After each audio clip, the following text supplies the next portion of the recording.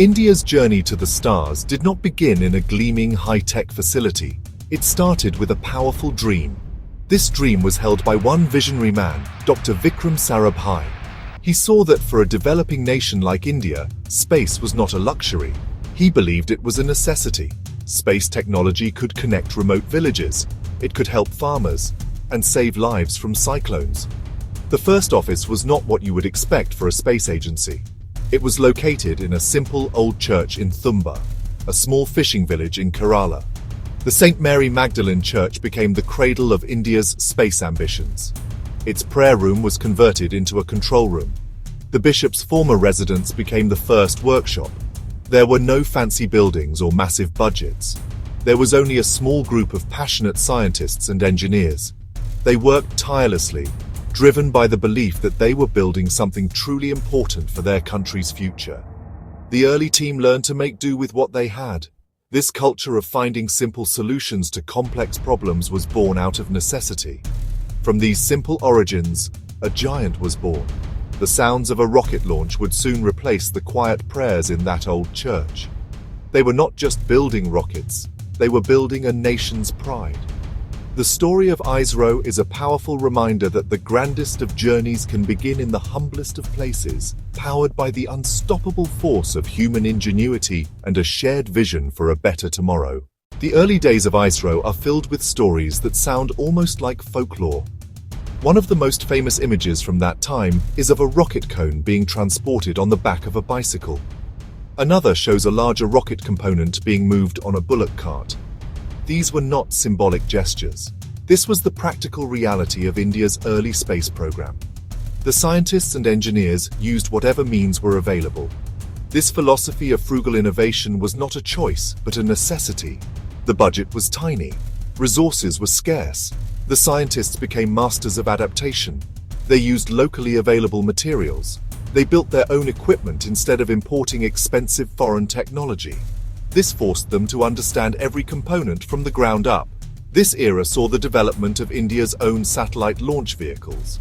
The Satellite Launch Vehicle, or SLV-3, was a major milestone.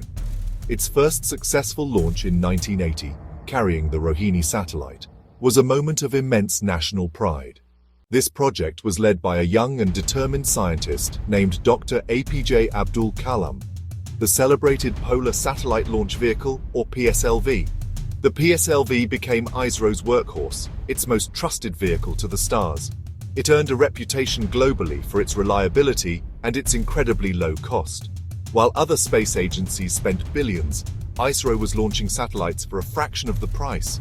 The bicycle and the bullock cart were more than just modes of transport. They were symbols of a mindset.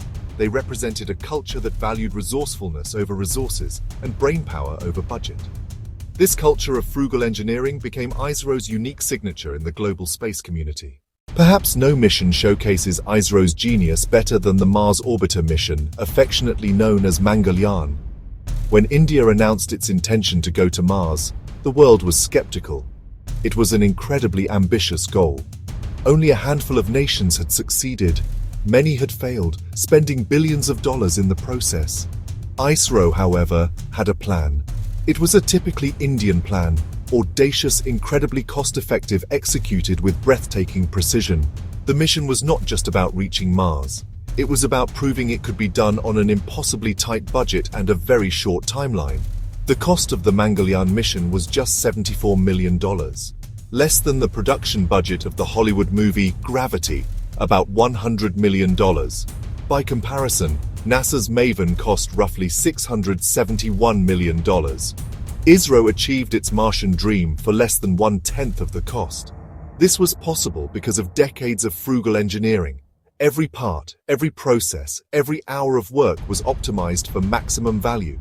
One of the mission's most ingenious elements was the launch. Instead of a huge direct launch rocket, ISRO used its reliable PSLV to place the craft in Earth orbit. Then a series of precise engine firings gradually widened the orbit. On September 24, 2014, India made history. ISRO placed Chandrayaan in orbit around Mars on its very first attempt. It was a feat no other country had achieved on its first try. India had not just reached Mars, it did so with style, brilliance, and unbelievable thrift. India's fascination with the moon is ancient, woven into its culture and mythology. ISRO turned this fascination into a scientific quest with its Chandrayaan program. The first mission, Chandrayaan-1, launched in 2008 and was a spectacular success. It carried an instrument called the Moon Mineralogy Mapper, which made a world-changing discovery. Chandrayaan-1 provided the most definitive proof yet of water molecules on the lunar surface. The journey, however, has not been without heartbreak. Chandrayaan-2 in 2019 became a story of triumph and tenacity. The mission was more ambitious. It included an orbiter, a lander named Vikram, and a rover named Pragyan. The whole of India, and the world, watched as Vikram began its descent. It was the 15 minutes of terror. In the final moments, just over 2 kilometers up, a glitch occurred. Communication with the lander was lost. Disappointment rippled across the nation. What happened next defined ISRO's spirit. Dr. K. Sivan was visibly emotional. Prime Minister Narendra Modi, present at the control center, hugged and consoled him. Instead of despair, there was resolve. ISRO treated it as a crucial learning experience. They had come so close. Resilience paid off. Scientists went back to the drawing board.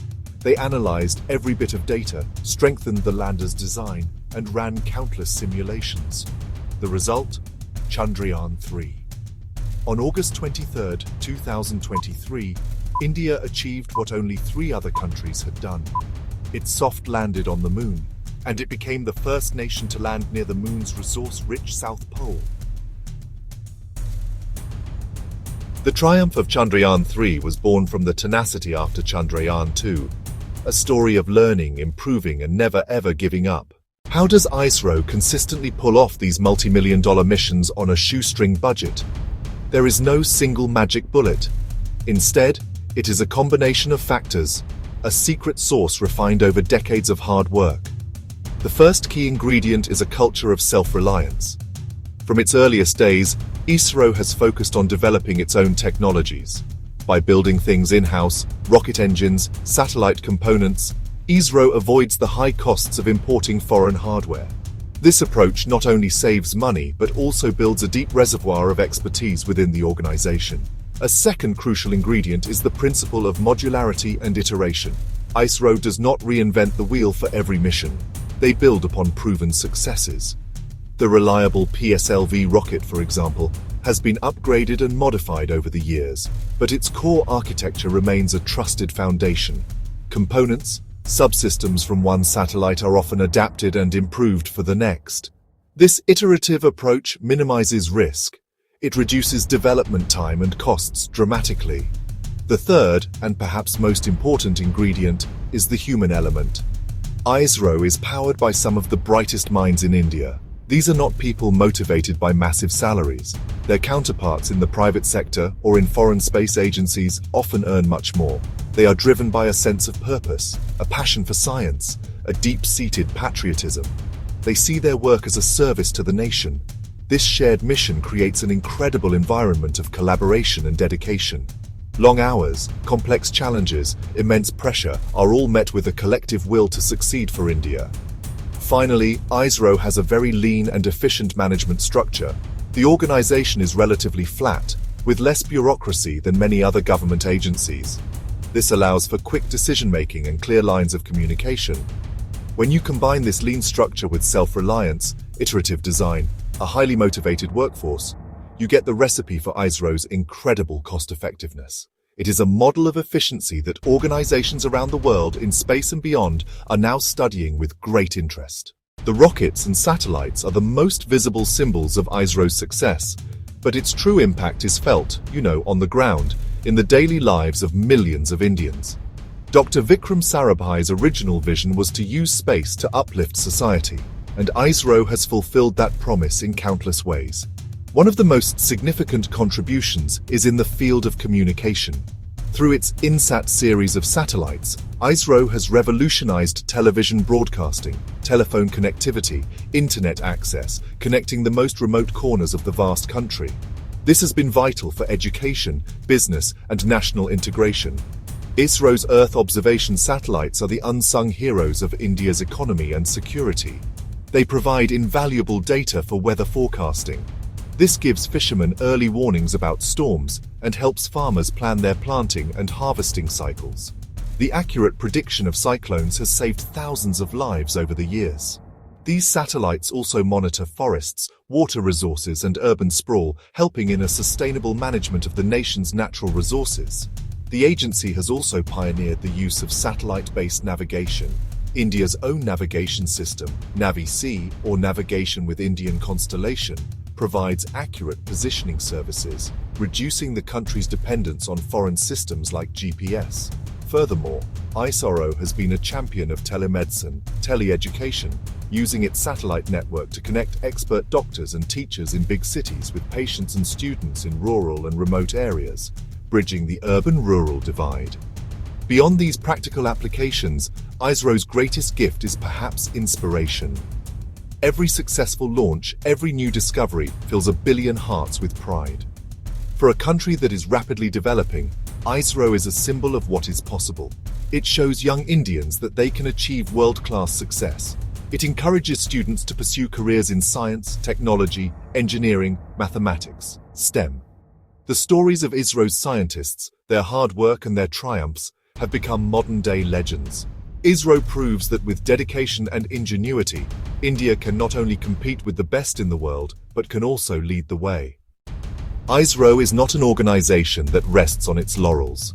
With the moon successfully reached, with Mars successfully reached, its gaze is now set on new, even more ambitious frontiers. The journey ahead continues. One of the most exciting upcoming missions is Gaganyaan, India's first human spaceflight program. This is a monumental undertaking that will see ISRO send Indian astronauts into orbit, or Vyomanauts. The goal is to develop a homegrown capability to carry humans to space and return them safely to Earth. This will place India in a very elite club of nations and open up a new era of space exploration for the country. The exploration of our solar system is also a top priority. Following the success of Mangalyaan, ISRO has its eyes on Venus, Earth's mysterious and scorching hot twin. A mission called Chandrayaan is being planned to study the Venusian atmosphere and surface. At the same time, ISRO is looking towards our own star. The Aditya L1 mission, already on its way, is India's first dedicated solar observatory. It will study the sun's corona, its emissions, and the solar winds, helping us better understand the space weather that can affect our satellites and power grids on Earth.